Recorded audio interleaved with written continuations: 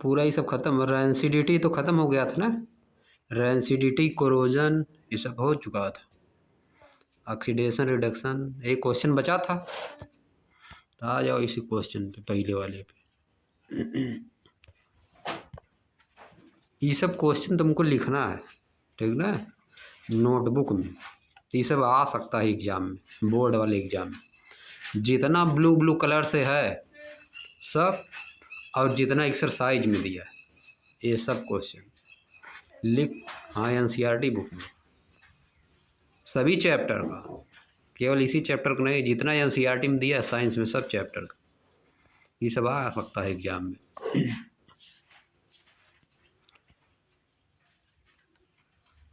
और जितना रिएक्शन दिया है, जितना बीच बीच में रिएक्शन दिया है, यह तो बहुत आसान है कि रिएक्शन कितने टाइप का होता है कि नहीं, उसको कौन नहीं बता देगा। Displacement reaction, decomposition reaction, oxidation reduction, double displacement, है कि नहीं। तो मेन तुम्हारा रिएक्शन जो उसमें लिखा अंदर एग्जाम्पल के रूप में, वही तुम्हारा मेन है। हाँ, डिफिनेशन, डिफिनेशन आ भी सकता है, ठीक ना, डिफिनेशन भी आ सकता है। थियरी इसमें बताओ क्या आएगा, इस वाले चैप्टर में रिएक्शन ही ज़्यादातर आएगा, ठीक ना। थियरी आएगी तो इसमें थियरी क्या है, कितने टाइप का रिएक्शन है, बस एक ही चीज़ तो है इसमें, कितने टाइप का रिएक्शन होता है, यह था।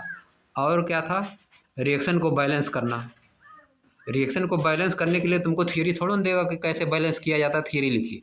कोई रिएक्शन दे देगा, उसको बैलेंस करना रहेगा, यह देगा, ठीक ना। ऐसे नहीं देगा कि इसका रूल लिखिए रिएक्शन को बैलेंस करने का, इस तरह थोड़ा ना देगा, रूल लिखने के लिए नहीं देगा, ठीक ना। तुमको कोई रिएक्शन दे देगा, उसको बैलेंस करना रहेगा। दो चीज़ों को मिला दिया तो क्या बनेगा, इस तरह पूछ सकता है। अब देखो एक्सरसाइज में दिया, जैसे जैसे पूछेगा सब कुछ उसी तरह से पूछेगा, जैसे एक्सरसाइज में दिया, जिस तरह क्वेश्चन दिया उसी तरह पूछेगा। ब्लू कलर का जिस तरह क्वेश्चन दिया है लिख के उसी तरह पूछेगा, या तो एक्सरसाइज में जो दिया वैसे पूछेगा। अब देखो पहला, why does the colour of copper sulphate solution change when an iron nail is dipped in it. Copper sulphate के सोल्यूशन जो था उसका कलर क्यों चेंज हो गया, जब आयरन की नेल, आयरन की कीली इसमें डुबाई गई तो उसका कलर क्यों चेंज हो गया। इसका आंसर लिखना है, तो क्या लिखा जाएगा, लिखा जाएगा कॉपर सल्फेट सोल्यूशन क्या होता है, CuSO4, CuSO4, उसमें क्या डुबाया गया था, आयरन की नेल यानी Fe, तो बन क्या गया था, FeSO4 plus copper, FeSO4 plus copper. इस रिएक्शन लिख देना है, लिखोगी द रिएक्शन लिखने के बाद, the colour of copper sulphate solution change when iron nail is dipped in it because copper sulphate change into ferrous, ferric sulphate किसमें change हुआ था, आयरन सल्फेट में चेंज हुआ था ना, कॉपर सल्फेट आयरन सल्फेट में चेंज हुआ हो गया था। जो कलर था वो किस पे, जो उसका कलर कैसा था, ब्लू कलर था ना, ब्लू कलर लगभग लगभग ग्रीन में चेंज हो रहा था। देखो रिएक्शन में, देखो जो रिएक्शन में, क्योंकि कॉपर सल्फेट चेंज हो गया आयरन सल्फेट में, कॉपर सल्फेट किस में चेंज हुआ, आयरन सल्फेट में चेंज हुआ। क्या लिखो, the blue colour fades, the blue colour fades, यानी फेड्स मतलब गायब हो जाता है, फेड्स मतलब गायब हो जाना। The blue colour fades and turns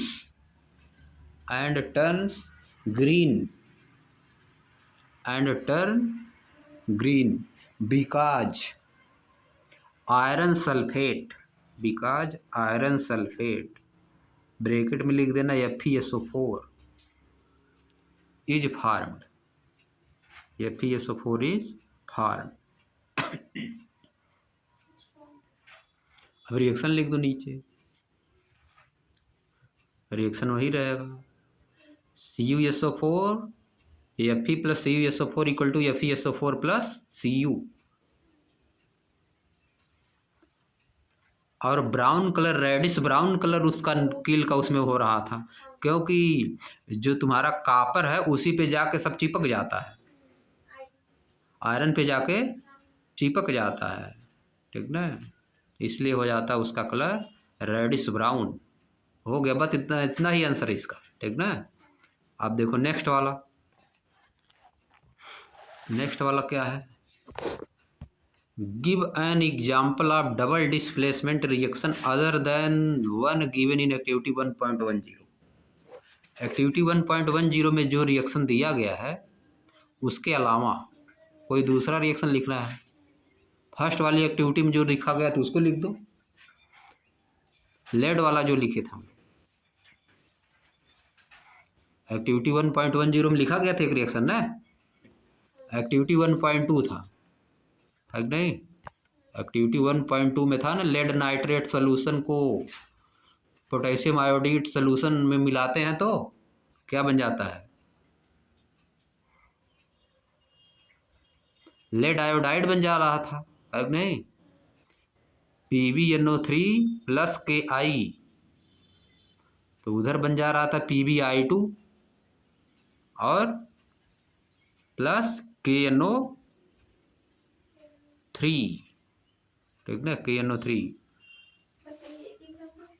एक ही एग्जाम्पल लिखना है, और भी एग्जाम्पल लिख सकती हो, बहुत एग्जाम्पल, कहीं लिखना है ना। गिव एन एग्जाम्पल, एक एग्जाम्पल देना है। Give an example of double displacement reaction other than one given in activity 1.10।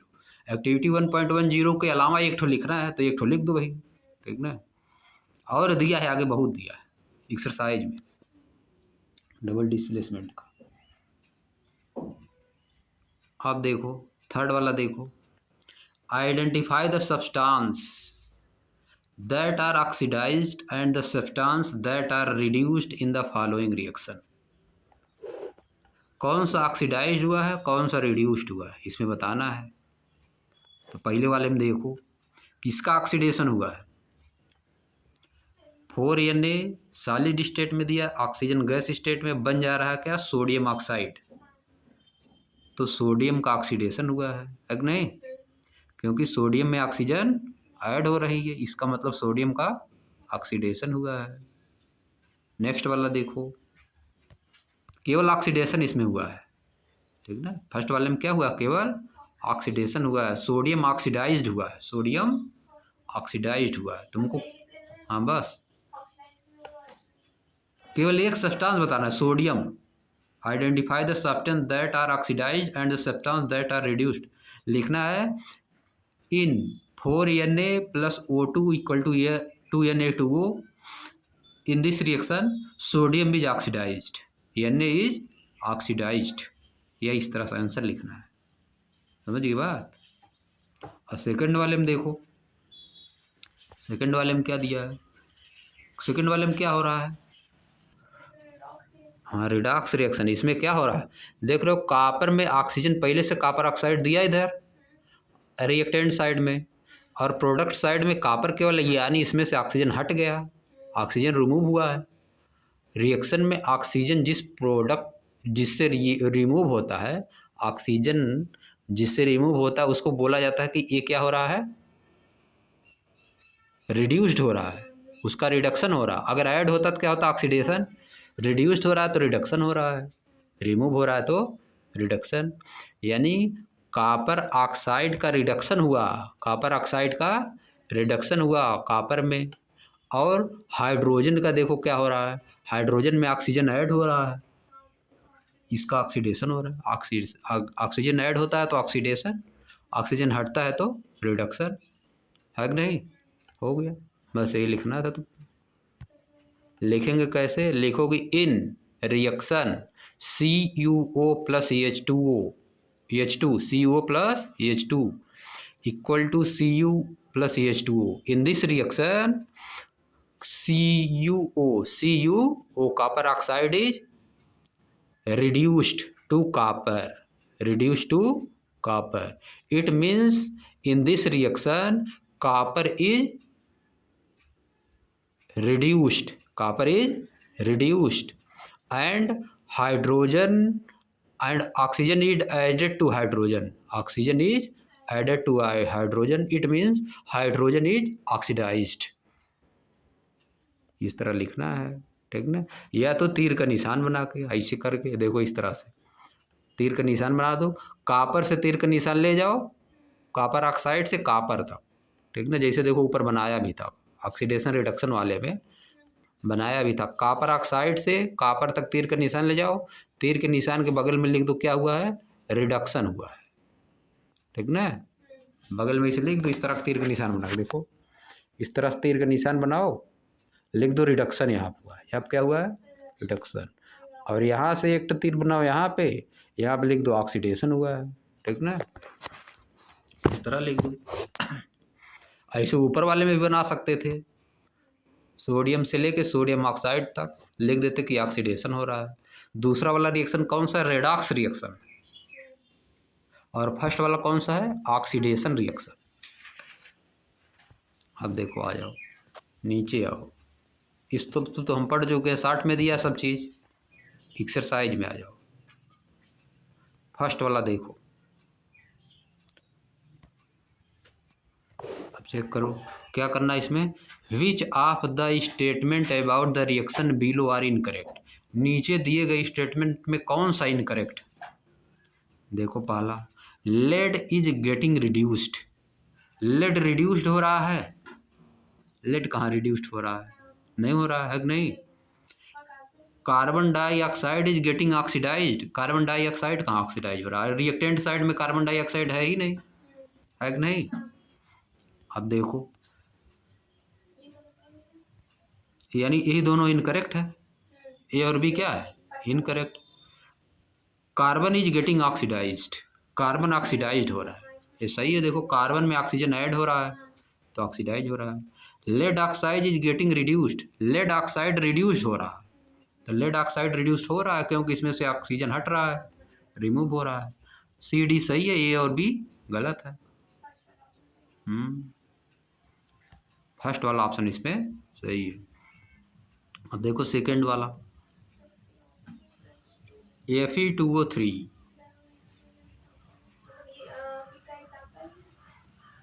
+2Al, the above reaction is an example of a, किसका रिएक्शन एग्जाम्पल है, कॉम्बिनेशन रिएक्शन है कि डबल डिस्प्लेसमेंट रिएक्शन है कि क्या है, डिकम्पोजिशन रिएक्शन है कि डिस्प्लेसमेंट रिएक्शन, कौन सा रिएक्शन है, रिएक्शन। हाँ क्योंकि एक ही डिस्प्लेस हुआ है ना, Fe डिस्प्लेस हुआ, एल्यूमिनियम जो है आयरन को डिस्प्लेस कर दिया, है कि नहीं। एक ही बार डिस्प्लेस हुआ तो केवल जब एक बार डिस्प्लेस होता है तो उसको बोला जाता है केवल डिस्प्लेसमेंट, हाँ तो डबल डिस्प्लेसमेंट। तो इस कौन सा डी वाला सही है कि नहीं, डिस्प्लेसमेंट रिएक्शन। इसी तरह देखो क्वेश्चन आएगा एग्जाम में, ठीक ना। जिस एक्सरसाइज में दिया तुमको उस तरह का आएगा। अब देखो नेक्स्ट वाला, what happens when dilute hydrochloric acid is added to iron filings, tick the correct answer. Iron की फाइलिंग्स यानी आयरन के छोटे छोटे टुकड़े में जब हाइड्रोक्लोरिक एसिड डाला जाता है तो क्या होता है। पहले रिएक्शन लिखो इसका, Fe आयरन फाइलिंग्स मतलब Fe प्लस HCl, करो इसका रिएक्शन बनाओ, Fe प्लस HCl, आगे तीर का निशान क्या होगा है, देखो हाइड्रोजन को डिस्प्लेस कर देगा, हाइड्रोजन को डिस्प्लेस, Fe प्लस HCl तो क्या बन जाएगा, FeCl2 बन जाएगा, FeCl2 plus hydrogen gas, plus hydrogen gas, हाँ H2 बनेगा, H अकेला नहीं लिखा जाता है, ठीक ना, H2 लिखा जाता है।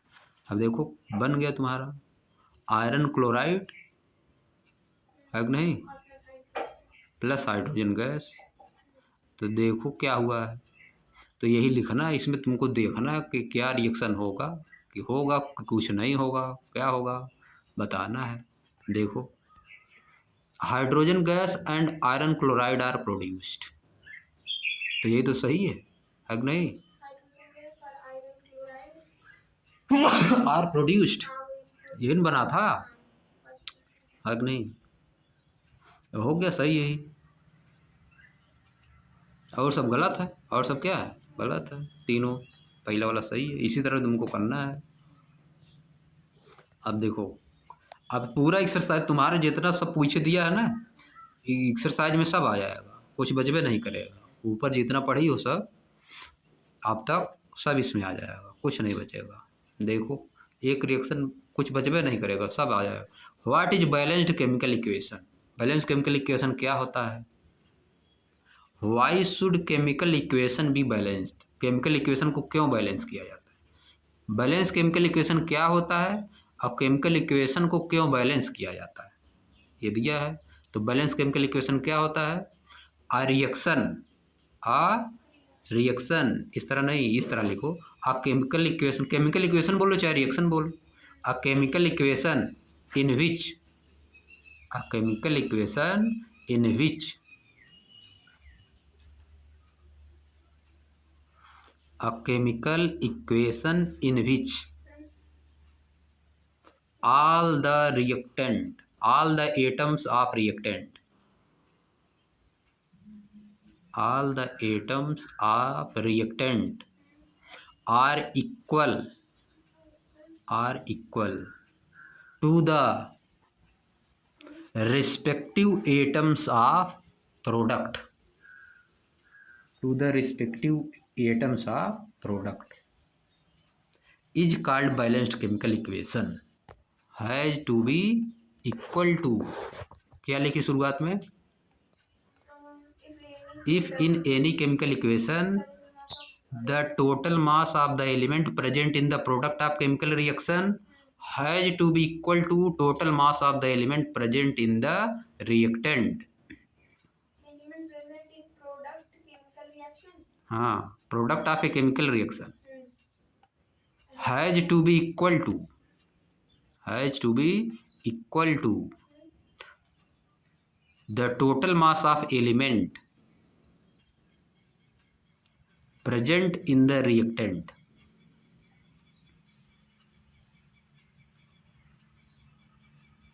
Present in the reactant.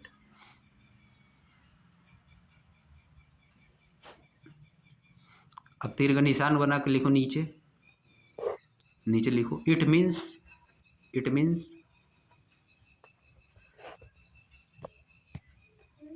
the number of atom of each element, the number of atoms of each element remain the same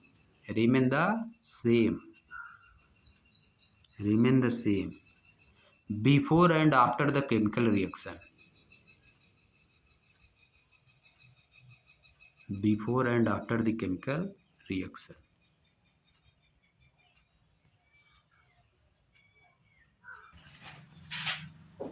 Why should, लिखा है ना आगे, why should chemical equation be balanced?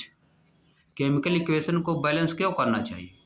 Chemical equation को balance क्यों करना चाहिए? Why should chemical equation be balanced? क्यों करना चाहिए? क्योंकि according to mass of conservation, according to law of mass of conservation, mass cannot be created nor be destroyed. In a chemical reaction, total mass of reactant equal to total mass of product. इसलिए balance करना चाहिए। लिखोगी chemical equation should be balanced, इसका answer क्या होगा? Chemical equation should be balanced, chemical equation should be balanced because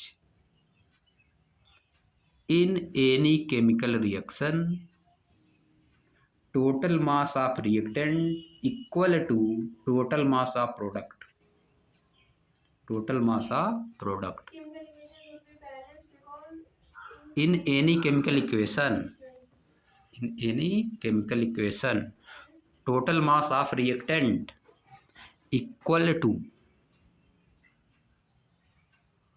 total mass of product.